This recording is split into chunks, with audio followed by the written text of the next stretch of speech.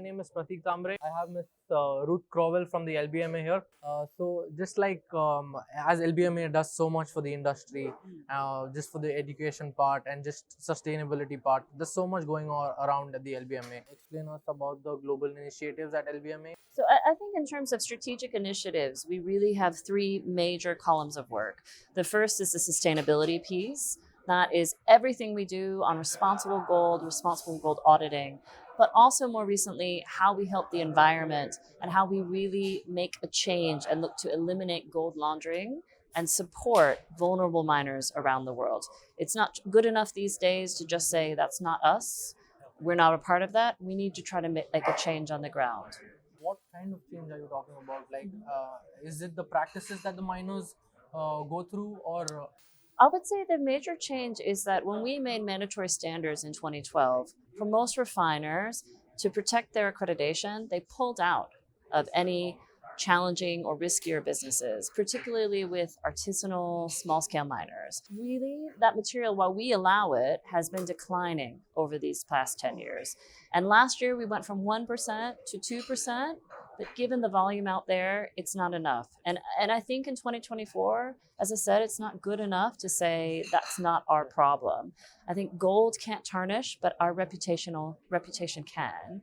And certainly it affects the market because investors have questions, they have concerns, maybe they don't invest in gold in the same way.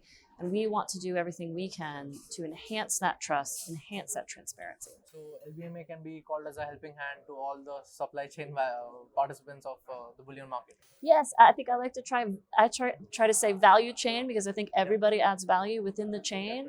And it's also talking about where are the risk points and having an open conversation about challenges and how we can form partnerships and work together.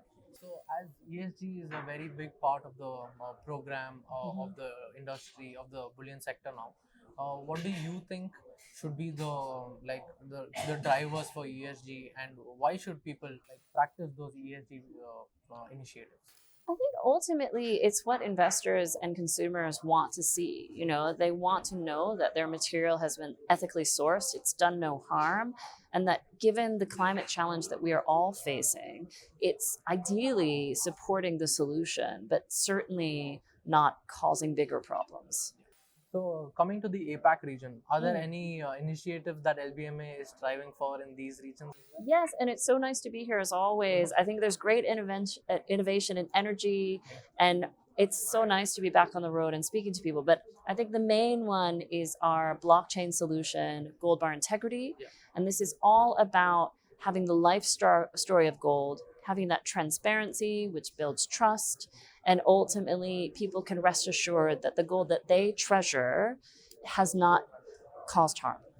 So I know you've spoken a lot about Gold Bar Integrity. So just a little bit more about it and what's been going on in the past year. Yeah, well, I would say the main thing, and particularly for ASEAN, is also kilobars. You know, a lot of this all started because there were fraudulent kilobars discovered in secondary markets and real concerns about how can we trust this retail product.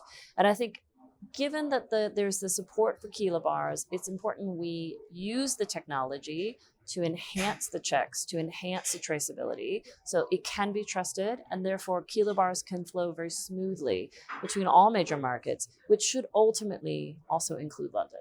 So I can sum it up as Gold Bar Integrity helps in tracing back the metal from the mine to the market. Yeah. In Gold Bar Integrity. We like to say from rock to ring, but also very important from ring to ring. You know, how do we deal with recycled in a way that has integrity? Yeah, I will keep that in mind. And one more thing, the LBMA conference is coming up in October. So a little bit, just like a teaser for all the people who are watching this video. Well, I think, you know, we're going to Miami, which if you haven't been, is a beautiful world-class city, gorgeous ocean, gorgeous food, and you have the opportunity to meet all the major players in the precious metals industry in 72 hours. Like, this is a big selling point of the conference, not just the wonderful venue, but also the business that can be done there in an efficient manner. Thank you so much for this It's a opportunity. pleasure.